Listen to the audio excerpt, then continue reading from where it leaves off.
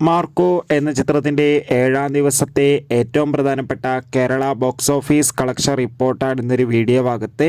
വീഡിയോയിലേക്ക് മുൻപ് video like ചെയ്യുക, ചാനൽ സബ്സ്ക്രൈബ് ചെയ്യുക.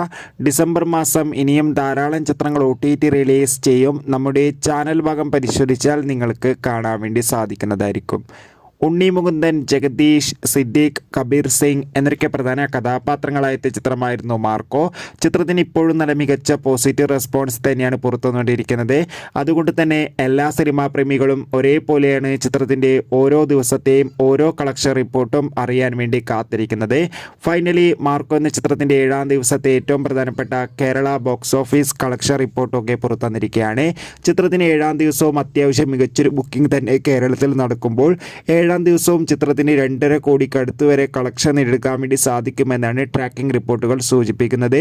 എന്തായാലും കാത്തിരിക്കാം കൂടുതൽ കളക്ഷൻ റിപ്പോർട്ടിനായി.